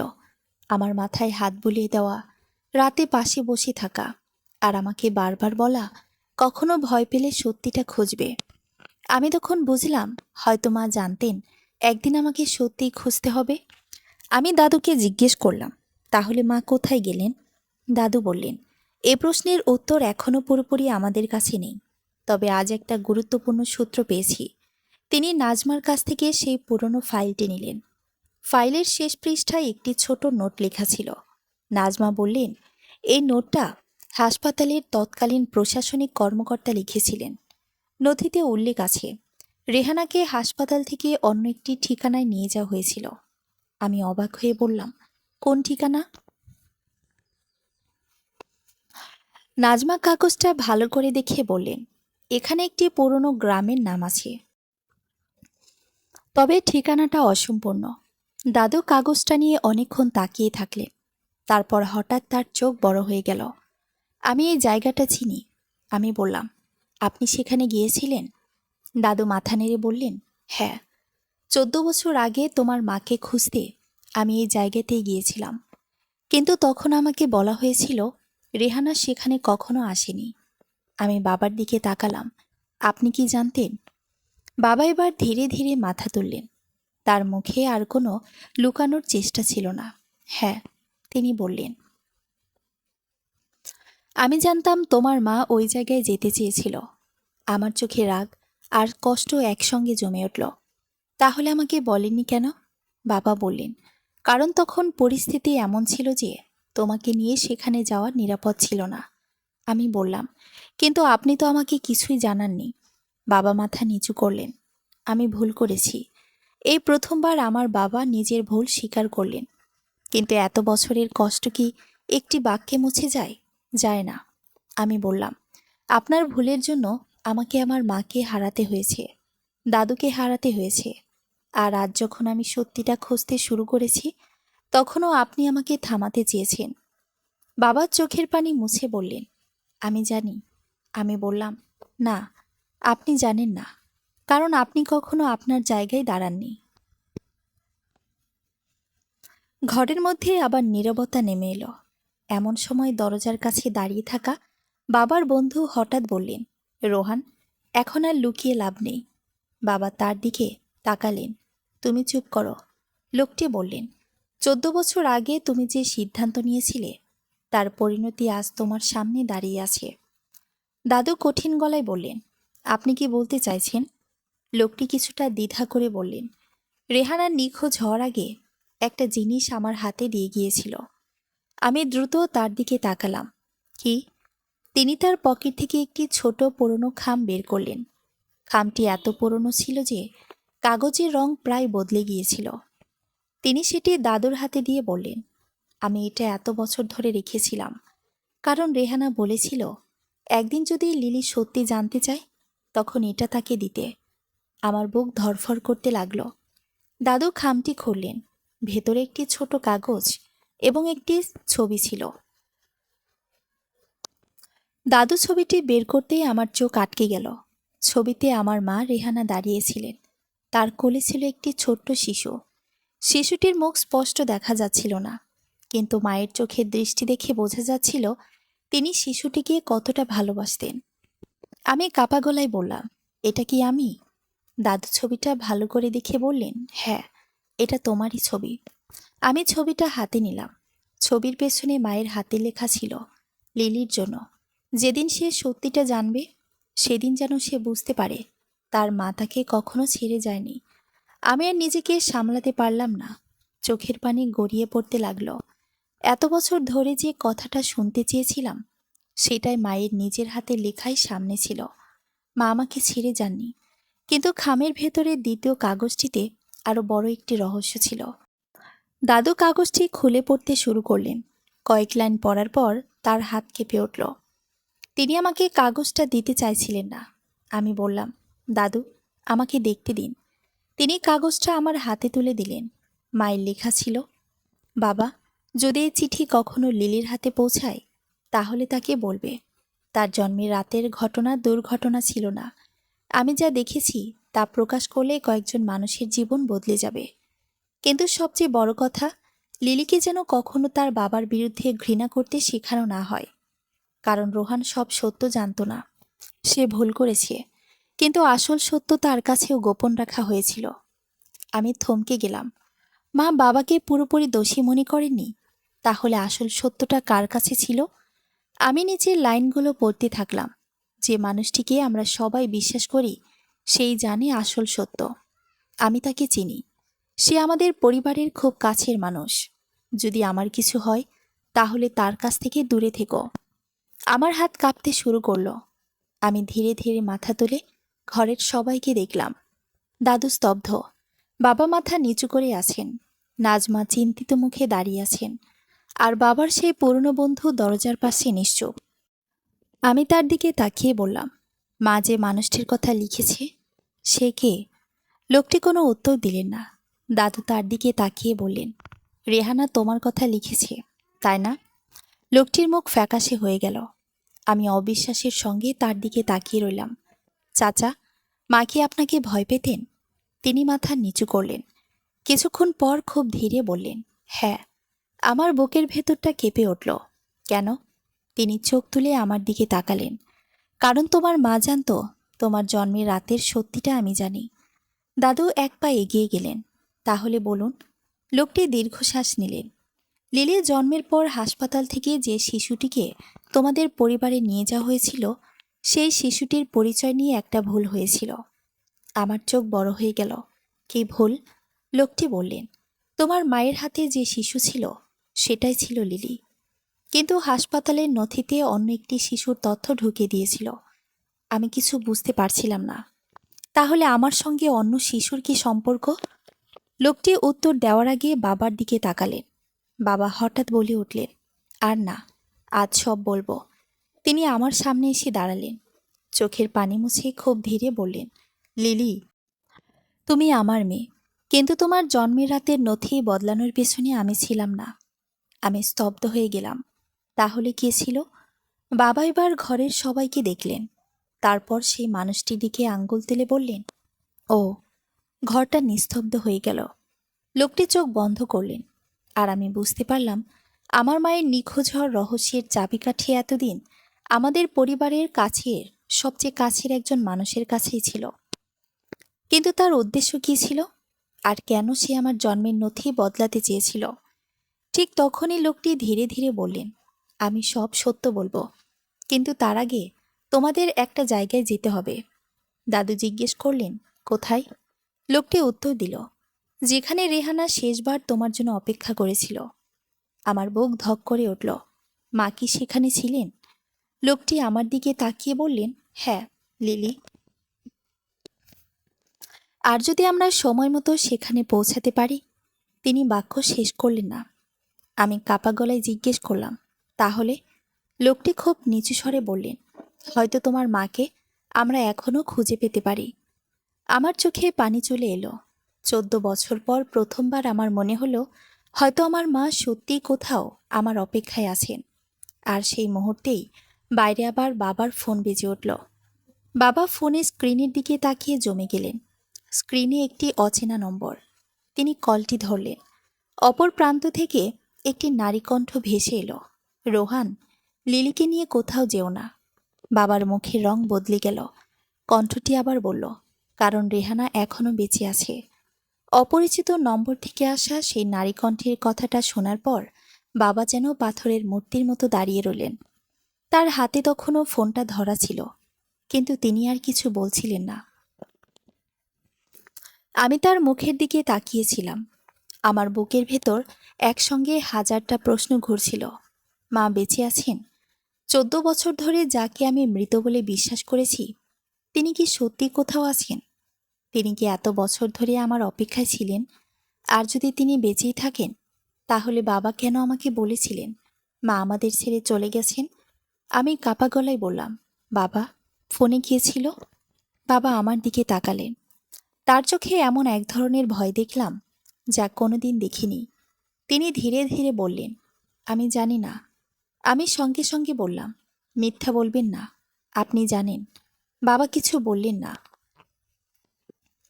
দাদু তার কাছ থেকে ফোনটা নিয়ে নম্বরটি দেখলেন। নম্বরটি অপরিচিত। তিনি সঙ্গে সঙ্গে কল ব্যাক করলেন, কিন্তু ওপাশ থেকে কোনো সাড়া এলো না। কয়েকবার চেষ্টা করার পরেও ফোন বন্ধ পাওয়া গেল। দাদু তখন বাবার দিকে ফিরে বললেন, রোহান, এখন আর কিছু লুকিয়ে লাভ নেই। রেহানা যদি সত্যি বেঁচে থাকে, তাহলে তাকে খুঁজে বের করতে হবে। বাবা চুপ করে রইলেন। আমি তার সামনে গিয়ে দাঁড়ালাম। বাবা, আমি মাকে দেখতে চাই। আমার কণ্ঠ কেঁপে যাচ্ছিল। আমি শুধু একবার তার সঙ্গে কথা বলতে চাই। তিনি কেন আমাকে ছেড়ে গেলেন? কেন এত বছর আমার সঙ্গে যোগাযোগ করলেন না? সব জানতে চাই। বাবা চোখ বন্ধ করে বললেন, লিলি, বিষয়টা এত সহজ নয়। আমি বললাম, আমার জীবনটাই যদি এত বছর মিথ্যার ওপর দাঁড়িয়ে থাকে, তাহলে সহজ আর কি আছে? বাবা এবার আমার দিকে তাকিয়ে ধীরে বললেন, তোমার মা তোমাকে কখনো ছেড়ে যেতে চায়নি, কিন্তু সে এমন এক সত্য জেনে গিয়েছিল, যার কারণে তাকে নিজের জীবন এবং তোমার জীবন দুটোর মধ্যে একটা বেছে নিতে হয়েছিল। আমি অবাক হয়ে বললাম, কি সত্য? বাবা এবার উত্তর দেওয়ার আগেই দাদু বললেন, ওকে সব বলো। বাবা দীর্ঘশ্বাস ফেললেন। তারপর বললেন, 14 বছর আগে রেহানা জানতে পেরেছিল তোমার জন্মের হাসপাতালের নথিতে ইচ্ছাকৃতভাবে ভুল তথ্য ঢোকানো হয়েছে। সে বিষয়টা নিয়ে প্রশ্ন তুলেছিল, কিন্তু তখন আমরা কেউই বুঝতে পারিনি এর পেছনে কত বড় একটা পরিকল্পনা ছিল। আমি বললাম, কিন্তু আমার জন্মের নথি বদলানোর প্রয়োজন কি ছিল? বাবা বললেন, কারণ সেই সময় হাসপাতালে একই রাতে দুজন কন্যা শিশুর জন্ম হয়েছিল। আমার বুক কেঁপে উঠল। আর বাবা বললেন, দুই শিশুর নথি কিছু সময়ের জন্য গুলিয়ে যায়, কিন্তু পরে সেই ভুলটা কেউ ঠিক করেনি। বরং একজন ইচ্ছা করে নথিগুলো পরিবর্তন করেছিল। আমি কিছুক্ষণ চুপ করে থাকলাম। তাহলে আমি কি অন্য কারো সন্তান? বাবা সঙ্গে সঙ্গে মাথা নেড়ে বললেন, না, তুমি রেহানারই মেয়ে। এ ব্যাপারে কোনো সন্দেহ নেই। আমার বুক থেকে যেন একটা ভার নেমে গেল। কিন্তু পরের প্রশ্নটা আরো ভয়ঙ্কর ছিল। তাহলেও অন্য শিশুটি? বাবা বললেন, ওই শিশুটির পরিবার ছিল অত্যন্ত প্রভাবশালী, আর হাসপাতালের কিছু মানুষ সেই পরিবারের সঙ্গে যোগাযোগ রাখত। সেই কারণেই বিষয়টা চাপা দেওয়া হয়েছিল।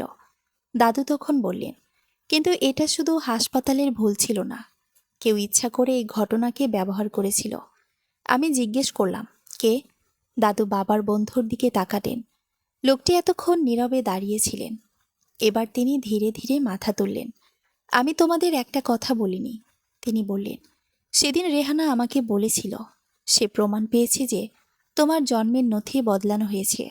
সে জানতে পেরেছিল শিশু দুটির মধ্যে একজনের পরিচয় নিয়ে ইচ্ছাকৃতভাবে বিভ্রান্তি তৈরি করা হয়েছিল, কিন্তু সে বুঝতে পারেনি কেন। আমি বললাম, তারপর?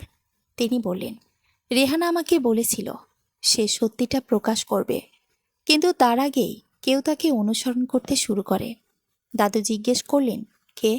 লোকটি বললেন, আমি তখনও জানতাম না। আমি তার দিকে তাকিয়ে বললাম, আপনি তোমাকে হাসপাতালে নিয়ে গিয়েছিলেন, তারপর কি হয়েছিল? লোকটি মাথা নিচু করলেন।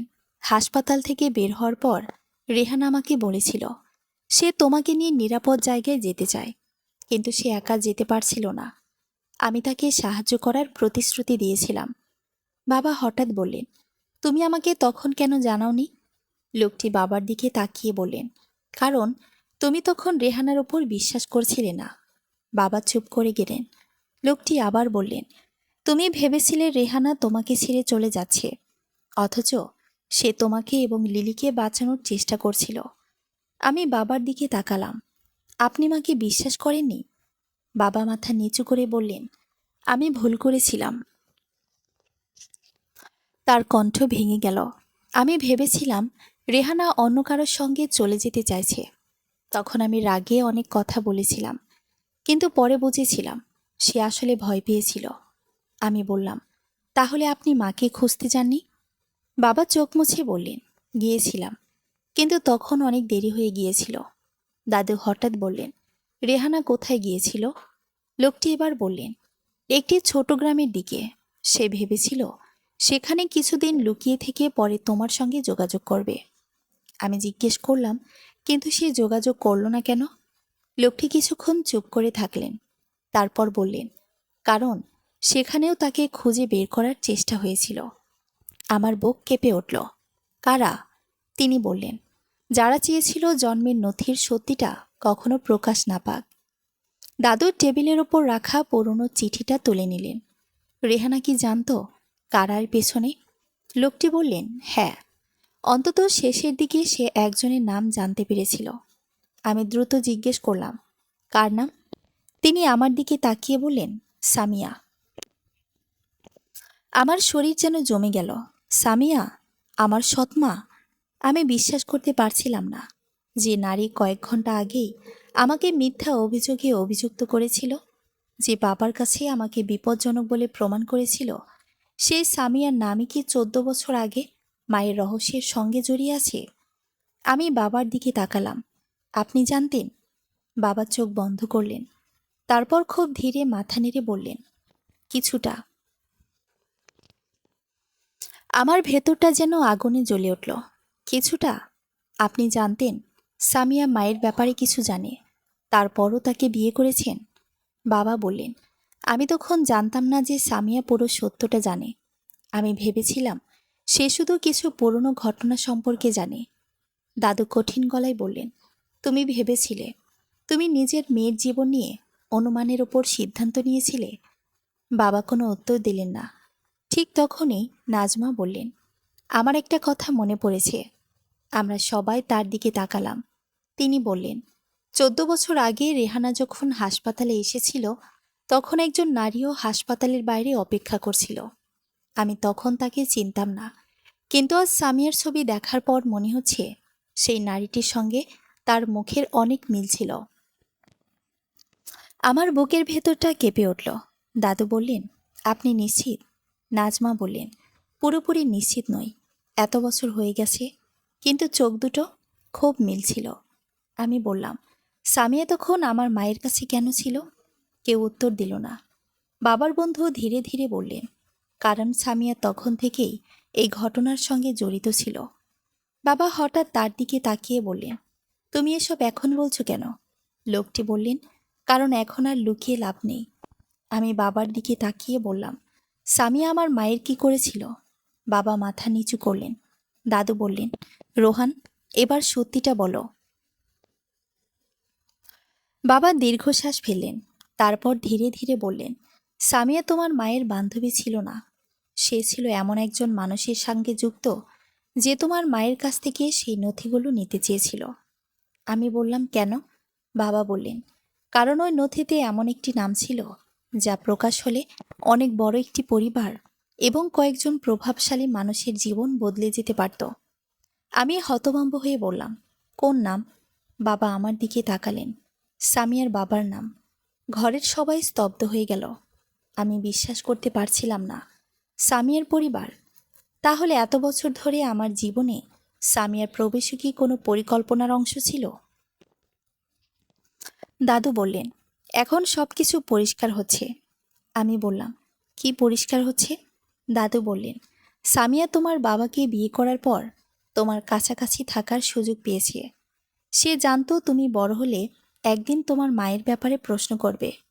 তাই সে তোমার বাবাকে ধীরে ধীরে তোমার বিরুদ্ধে প্রভাবিত করেছে। আমার চোখের সামনে গত কয়েক বছরের সব ঘটনা ভেসে উঠল। সামিয়া কখনো আমাকে মায়ের কথা বলতে দিত না। আমি প্রশ্ন করলেই বলতো, মৃত মানুষকে নিয়ে পড়ে থেকো না। আমি কোনো পুরনো জিনিস খুঁজলে সে অস্বস্তি দেখাতো। আজও মায়ের চিঠি পাওয়ার পর সে এতটা আতঙ্কিত হয়েছিল। সবকিছু যেন একে একে মিলতে শুরু করলো। আমি কাপা গলায় বললাম, তাহলে আজকের ঘটনাটাও? বাবা চুপ করে রইলেন। আমি আবার বললাম, সামিয়া ইচ্ছে করে আমাকে দোষী বানিয়েছে। দাদু বললেন, সম্ভবত। আমি বাবার দিকে তাকিয়ে বললাম, আপনি আমাকে বিশ্বাস না করে তাকে বিশ্বাস করলেন কেন? বাবা এবার ভেঙে পড়লেন। কারণ সে আমাকে বলেছিল, তুমি নাকি তার সঙ্গে এমন কিছু করেছো যা আমি কল্পনাও করতে পারিনি। সে কাঁদছিল। আমি আমি আবার সেই পুরনো ভয়টার মধ্যে পড়ে গিয়েছিলাম। আমি ভেবেছিলাম, তোমাকে রক্ষা করতে হলে তোমাকে কঠোর হতে হবে। আমি বললাম, আপনি আমাকে রক্ষা করেননি বাবা, আপনি আমাকে একা করে দিয়েছেন। বাবা মাথা নিচু করে কাঁদছিলেন। ঠিক তখনই দাদুর ফোন বেজে উঠল। অপরিচিত নম্বর। দাদু কলটি ধরলেন। ওপাশ থেকে একজন নারী কাপা গলায় বললেন, আব্দুল হাকিম। দাদুর সঙ্গে সঙ্গে সোজা হয়ে দাঁড়ালেন। কে বলছেন? কয়েক সেকেন্ড নীরবতার পর নারী কণ্ঠটি বলল, আমি রেহানা। আমার বুকের ভেতর যেন বিস্ফোরণ হলো। আমি বিছানা থেকে উঠে দাঁড়িয়ে পড়লাম। মা। দাদু ফোনটা শক্ত করে ধরেছিলেন। ওপাশ থেকে আবার সেই কণ্ঠ ভেসে এলো, বাবা, লিলি কি তোমার পাশে আছে? দাদুর চোখ দিয়ে পানি গড়িয়ে পড়ল। তিনি শুধু বললেন, হ্যাঁ রেহানা, তোমার মেয়ে আমার পাশে দাঁড়িয়ে আছে। ওপাশে কিছুক্ষণ কোনো শব্দ ছিল না। তারপর কান্না ভেজা কণ্ঠে আমার মা বললেন, লিলিকে বলো আমি তাকে কোনোদিন ছেড়ে যাইনি। আমার চোখ দিয়ে অঝরে পানি পড়তে লাগলো। আমি ফোনটার দিকে হাত বাড়িয়ে কাপা গলায় বললাম, মা। ওপাশ থেকে শুধু একটি শব্দ এলো, লিলি। তারপর হঠাৎ ফোনটি কেটে গেল। দাদু আবার কল করলেন। ফোন বন্ধ। আমি হতভম্ব হয়ে দাঁড়িয়ে রইলাম। মা সত্যি বেঁচে আছেন। 14 বছর পর আমি তার কণ্ঠ শুনেছি, কিন্তু তাকে এখনো দেখতে পাইনি। আর সেই মুহূর্তেই দাদু বললেন, আমাদের এখনই বের হতে হবে। আমি জিজ্ঞেস করলাম, কোথায়? দাদু মায়ের শেষ কথাটা মনে করে বললেন, সে যে জায়গায় আছে সেখানে। বাবা বললেন, আমি তোমাদের সঙ্গে যাব। দাদু কঠিন চোখে তার দিকে তাকালেন। তুমি যাবে, কিন্তু এবার লিলির সামনে আর কোনো মিথ্যা বলবে না। বাবা মাথা নেড়ে বললেন, আমি আর কিছু লুকাবো না। আমি জানতাম সামনে হয়তো আমার জীবনের সবচেয়ে কঠিন মুখোমুখি হওয়ার মুহূর্ত অপেক্ষা করছে। কারণ 14 বছর পর আমি আমার মাকে খুঁজতে যাচ্ছি। আর সেই যাত্রায় আমাদের সঙ্গে যাচ্ছে আমার বাবা। যে মানুষটি এত বছর সত্যিটা লুকিয়ে রেখেছিল। কিন্তু হাসপাতাল থেকে বের হওয়ার ঠিক আগে দাদু তার ফোনে একটি নতুন বার্তা পেলেন। বার্তায় শুধু একটি ছবি। ছবিতে আমার মা রেহানা দাঁড়িয়ে আছেন, আর তার পাশে দাঁড়িয়ে আছে সামিয়া। দাদুর ফোনের স্ক্রিনে যে ছবিটা দেখা যাচ্ছিল সেটার দিকে আমি অনেকক্ষণ তাকিয়ে রইলাম। ছবিটিতে আমার মা রেহানা দাঁড়িয়েছিলেন, আর তার পাশে ছিল সামিয়া। আমার মাথার ভেতর যেন একসঙ্গে অসংখ্য প্রশ্ন ঘুরছিল। সামিয়া যদি মায়ের সঙ্গে এত বছর আগে থেকেই পরিচিত হয়ে থাকে, তাহলে সে আমার বাবাকে বিয়ে করলো কেন? কেন সে আমাকে সবসময় মায়ের কথা ভুলে যেতে বলতো? কেন মায়ের পুরনো চিঠি পাওয়ার পর সে এত ভয় পেয়েছিল? আর সবচেয়ে বড় প্রশ্ন, মা যদি এত বছর বেঁচেই থাকেন, তাহলে তিনি আমার সঙ্গে যোগাযোগ করলেন না কেন? আমি কাপা গলায় দাদুকে বললাম, দাদু, ছবিটা কোথায় তোলা হয়েছিল? দাদু ছবিটা বড় করে দেখলেন। ছবির পেছনে একটা পুরনো বাড়ির অংশ দেখা যাচ্ছিল। তিনি কিছুক্ষণ তাকিয়ে থেকে বললেন, এই জায়গাটা আমি চিনি। এটা সেই গ্রামের বাড়ি যেখানে রেহানা শেষবার যাওয়ার কথা বলেছিল। আমার বুকের ভেতরটা কেঁপে উঠল। তাহলে মা এখনও সেখানে আছেন? দাদু বললেন, ছবিটা পুরনো হতে পারে, কিন্তু ফোনে যে নারী তোমার সঙ্গে কথা বলেছে সে যদি সত্যি রেহানা হয়, তাহলে আমাদের সেখানে যেতেই হবে। আমরা হাসপাতাল থেকে বের হওয়ার প্রস্তুতি নিলাম। বাবা আমার দিকে তাকিয়ে বললেন, লিলি, আমি জানি তুমি আমার উপর রাগ করেছ। তোমার রাগ করার অধিকার আছে, কিন্তু আজ আমি তোমাকে আটকাবো না। তুমি তোমার মাকে খুঁজবে। আমি তার দিকে তাকিয়ে বললাম, আপনি এবার সত্যি বলবেন? বাবা মাথা নেড়ে বললেন, হ্যাঁ, আজ আর কোনো মিথ্যা নয়। দাদু বাবার দিকে তাকিয়ে বললেন, তোমার একটা কথা মনে রাখতে হবে রোহান, লিলি শুধু তোমার মেয়ে নয়, সে রেহানারও মেয়ে। এত বছর তুমি তাকে একা করে রেখেছ, এবার তার মায়ের কাছ থেকে তাকে আর দূরে রেখো না। বাবা মাথা নিচু করে বললেন, আমি বুঝেছি। আমি জানতাম তার এই স্বীকারোক্তি আমার এত বছরের কষ্ট মুছে দিতে পারবে না, কিন্তু অন্তত প্রথমবার মনে হলো বাবা সত্যি নিজের ভুল বুঝতে শুরু করেছেন। কয়েক ঘন্টা পর আমরা সেই গ্রামের কাছে পৌঁছালাম। দাদু গাড়ি থামিয়ে চারপাশে তাকালেন। জায়গাটা খুব নিরিবিলি। গ্রামের শেষ প্রান্তে একটা পুরনো দোতলা বাড়ি। বাড়িটির চারপাশে বড় বড় গাছ। বৃষ্টির কারণে মাটিতে কাদা জমে আছে। দাদু ছবিটা আবার বের করে বাড়িটির সঙ্গে মিলিয়ে দেখলেন। এটাই, তিনি বললেন। আমার বুকের ভেতর ধকধক শুরু হয়ে গেল। আমরা ধীরে ধীরে বাড়িটির দিকে এগিয়ে গেলাম। দরজার সামনে পৌঁছানোর আগেই ভেতর থেকে একটা কণ্ঠ ভেসে এলো, লিলি। আমি থেমে গেলাম। এ কণ্ঠ আমি মাত্র একবার শুনেছি, ফোনের ওপাশে, কিন্তু সেই একবারেই আমার হৃদয় যেন চিনে নিয়েছিল তাকে। আমি কাপা গলায় বললাম, মা। দরজাটা ধীরে ধীরে খুলে গেল। একজন নারী দরজার সামনে দাঁড়িয়েছিলেন। চুলে বয়সের ছাপ পড়েছে, মুখে ক্লান্তি রেখা, কিন্তু চোখ দুটো, সেই চোখ দুটো আমি চিনে ফেললাম। আমার শৈশবের স্মৃতিতে থাকা সেই চোখ, যে চোখ আমাকে ঘুম পাড়ানোর সময় মায়ায় ভরে উঠত, যে চোখের কথা আমি এত বছর ধরে ভুলে যাওয়ার চেষ্টা করেছি। আমি আর নিজেকে সামলাতে পারলাম না। মা। আমি দৌড়ে তার কাছে গেলাম। তিনি আমাকে শক্ত করে জড়িয়ে ধরলেন। কিছুক্ষণ আমরা কেউ কোনো কথা বলতে পারলাম না, শুধু দুজনের কান্নার শব্দ শোনা যাচ্ছিল। মা আমার মাথায় হাত রেখে কাপা গলায় বললেন, আমার মেয়েটা এত বড় হয়ে গেছে। আমি তার বুকের সঙ্গে বুক লুকিয়ে কাঁদতে কাঁদতে বললাম, আপনি আমাকে ছেড়ে কোথায় চলে গিয়েছিলেন? মা আমার মুখ দুহাত দিয়ে ধরে বললেন, আমি তোমাকে ছেড়ে যাইনি লিলি, আমি তোমাকে বাঁচাতেই দৌড়েছিলাম। আমি বললাম, তাহলে এত বছর আমাকে ফোন করেননি কেন? মা চোখ মুছে বললেন, আমি অনেকবার চেষ্টা করেছি, কিন্তু প্রতিবারই আমাকে থামানো হয়েছে। প্রথম দিকে তোমার বাবার সঙ্গে যোগাযোগ করতে চেয়েছিলাম, পরে বুঝলাম তোমার চারপাশে এমন মানুষ আছে যারা সত্যিটা প্রকাশ পেতে দিতে চায় না। আমি ভয় পেয়েছিলাম আমার কারণে তোমার কোনো ক্ষতি হোক। দাদু তখন মায়ের সামনে দাঁড়িয়ে কাঁদছিলেন। তুই আমাকে একটা কথাও জানাসনি? মা বাবার দিকে তাকিয়ে বললেন, বাবা, আমি জানাতে চেয়েছিলাম, কিন্তু তখন তোমাকে অনুসরণ করা হচ্ছিল। আমি জানতাম না কাকে বিশ্বাস করব। বাবা কিছুক্ষণ দূরে দাঁড়িয়েছিলেন। তিনি ধীরে ধীরে মায়ের সামনে এসে দাঁড়ালেন। তার চোখে অনুশোচনা। রেহানা। মা তার দিকে তাকালেন। বাবা বললেন, আমি তোমাকে বিশ্বাস করিনি। আমি লিলিকে তোমার কাছ থেকে দূরে রেখেছি। আমি ওকে মিথ্যা বলেছি। আমি জানি আমাকে ক্ষমা করা তোমার জন্য সহজ নয়। মা কিছুক্ষণ চুপ করে থেকে বললেন, আমি তোমাকে অনেক আগেই ক্ষমা করেছি, কিন্তু লিলির কাছে তোমাকে ক্ষমা চাইতে হবে। বাবা আমার দিকে তাকালেন। লিলি, আমাকে ক্ষমা করো। আমি তার দিকে তাকিয়েছিলাম।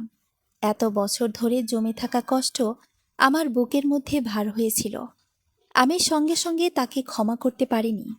আমি শুধু বললাম, আমি আজই সব ভুলে যেতে পারবো না, কিন্তু আপনি যদি সত্যি বদলাতে চান তাহলে আমাকে সময় দিন।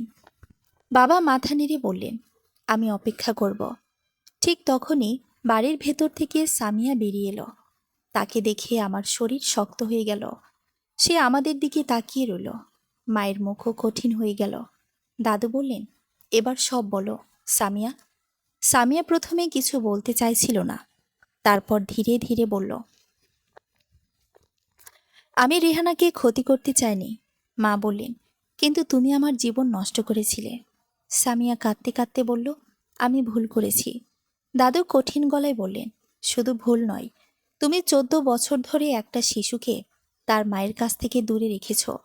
সামিয়া মাথা নিচু করল। তারপর বলল, আমি ভেবেছিলাম যদি রেহানা সত্যিটা প্রকাশ করে তাহলে আমার বাবার পুরনো অপরাধও সামনে চলে আসবে।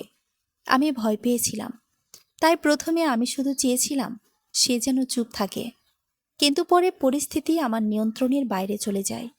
আমি বললাম, তাহলে আমার মাকে তুমি কোথায় রেখেছিলে? সামিয়া বলল, আমি তাকে কোথাও আটকে রাখিনি।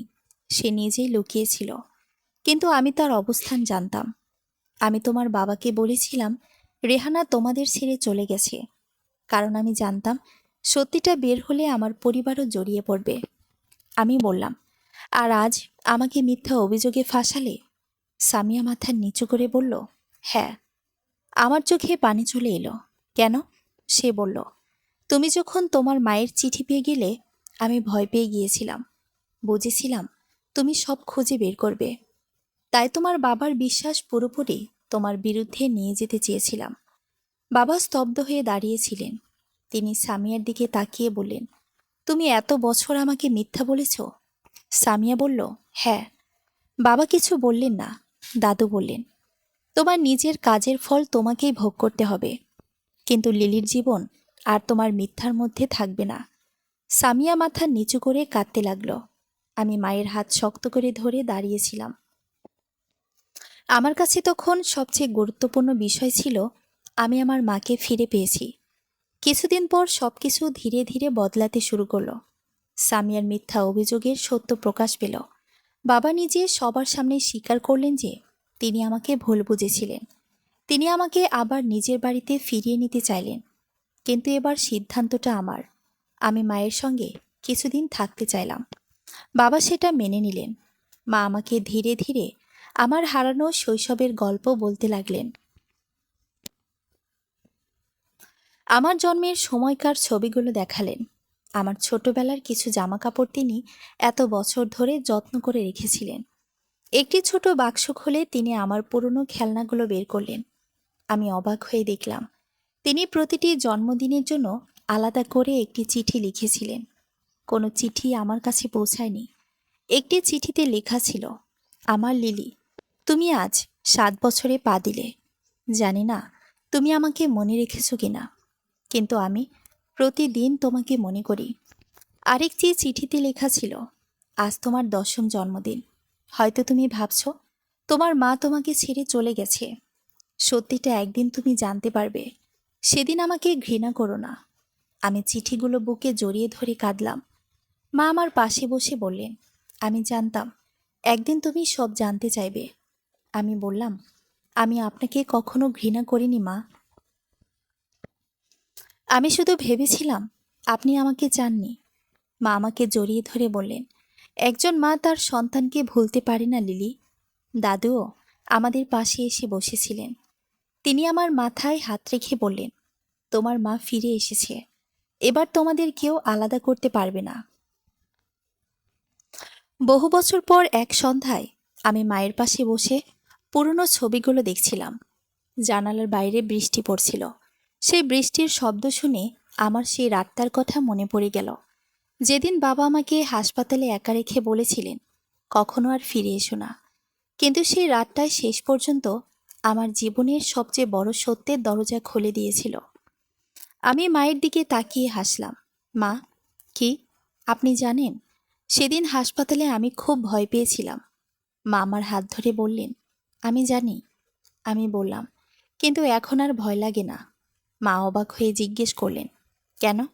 আমি তার কাঁধে মাথা রেখে বললাম, কারণ এখন আমি জানি আমাকে ছেড়ে যাওয়ার মতো কেউ নেই।